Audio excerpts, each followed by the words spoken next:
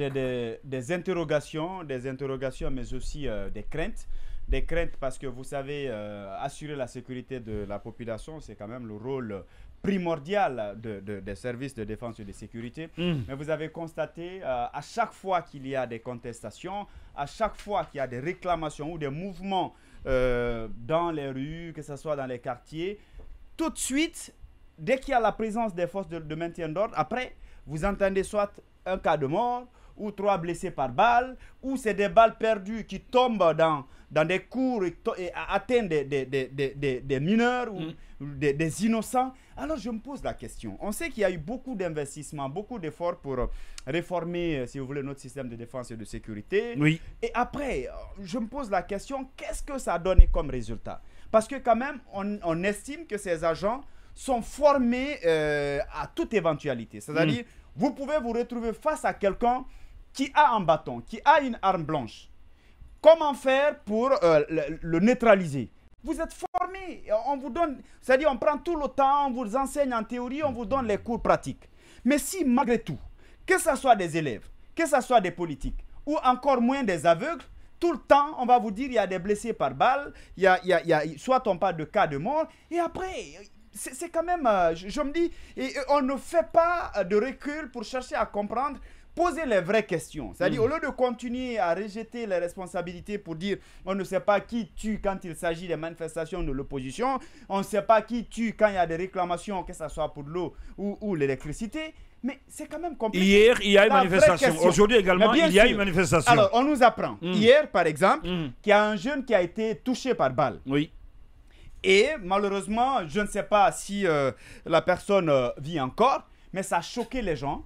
Et aujourd'hui, ils sont encore sortis pour exprimer, cette fois-ci, ce n'est plus pour réclamer le courant ou autre chose, mais c'est pour s'indigner par rapport à ce qui est arrivé hier. Oui. Donc, alors, pourquoi ne pas poser les vraies questions? C'est-à-dire, qu'est-ce qu'il faut pour éviter qu'il y ait des cas de mort ou des blessés par balle? Pourtant, le président, colonel Mamadou Doumbouya avait dit qu'aucun Guinéen ne doit mourir pour quelque raison que ce soit. Oui, ça c'est, disons, un autre débat. C'est le classique. Non, pas que c'est classique, ça c'est un autre débat parce que quand on rentre là-bas, on va se poser la question si lui-même il a lu la charte que nous avons en ce moment.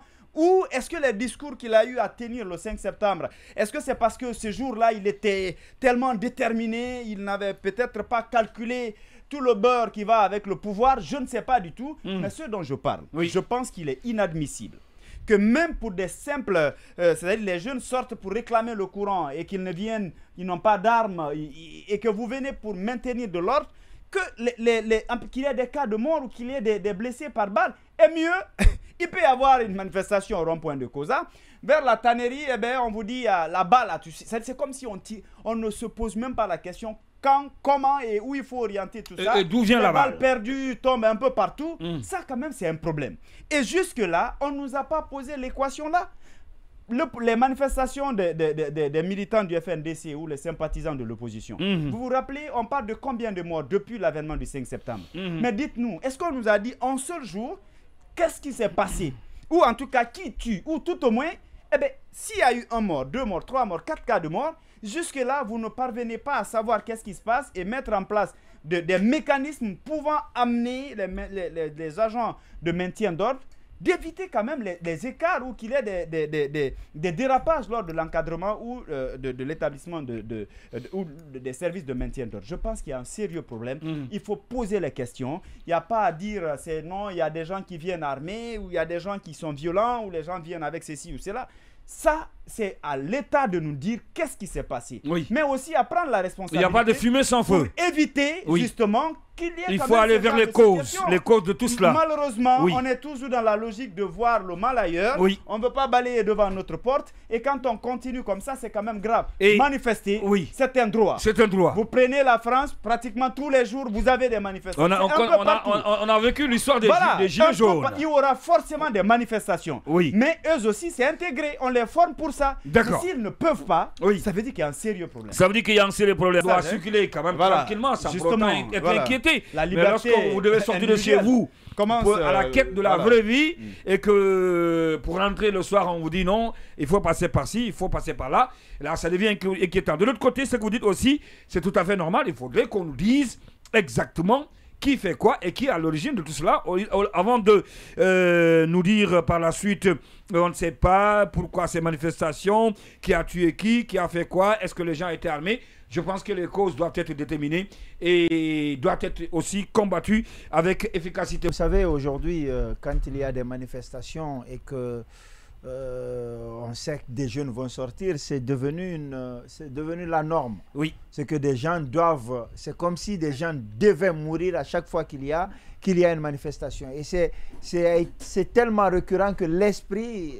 c'est comme si c'était la logique. C'est comme si c'était la logique. Il y a manifestation, il faut qu'il y ait le mort. L'esprit collectif commence à s'habituer. Oui. C'est-à-dire que ça émeut moins les populations. Vous savez qu'il y a eu des manifestations ici où il n'y a pas eu mort d'homme. Oui, bien sûr. Et ça a étonné tout le monde. Oui. Chacun sort et dit, ah oui, mais pour une fois, oui. Et des manifestations, tenez-vous bien, même de l'opposition. Et justement, des manifestations politiques. Et ça, c'est une anomalie. Oui. On ne devrait pas s'étonner qu'il y ait des manifestations sans perte en vie humaine. Oui. Ce qui devrait choquer plutôt, c'est quand on apprend qu'il y a un seul coup de feu en l'air. Même des tirs de gaz lacrymogène devrait choquer. Pourquoi on tire du gaz lacrymogène sur tel... Tout policier qui tire du gaz lacrymogène devrait être interpellé pour qu'il se justifie. Est-ce que ça en valait la peine? Parce que même le gaz lacrymogène, ça peut tuer quelqu'un. Ça peut tomber dans une maison et puis il y a une dame qui est malade, qui ne peut pas se lever finalement. Elle suffoque. Ça peut être un bébé qui est là, etc. Même l'utilisation du gaz doit être réglementée. Et d'ailleurs, est réglementée. La question, c'est est-ce qu'on respecte? Maintenant qu'on se retrouve à trouver à chaque fois des jeunes à la fleur de l'âge, d'ailleurs, des enfants, même si c'est des vieux, de toute façon, ils ne devraient pas mourir. Mais c'est des gens qui n'ont même pas commencé leur vie.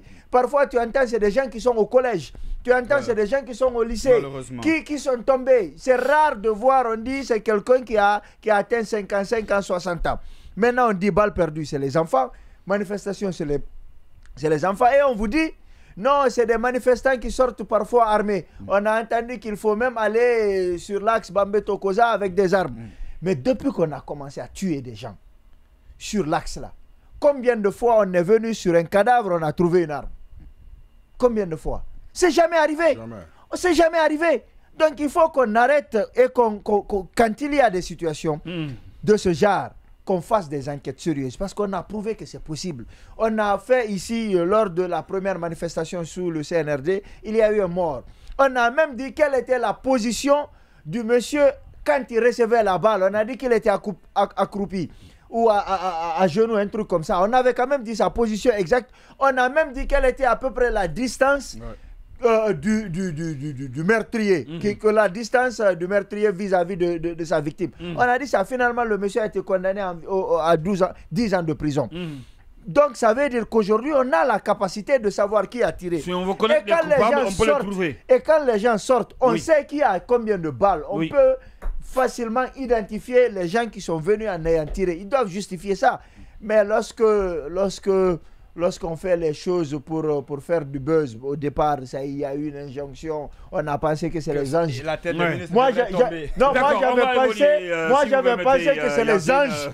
Moi, j'avais pensé que c'est les anges même qui allaient mener ces enquêtes-là. Mais depuis, qu'est-ce qui s'est passé? Il ne s'est rien passé. D'accord. Alpha, sur la question? Moi, je voudrais seulement rétablir une certaine vérité. Laquelle?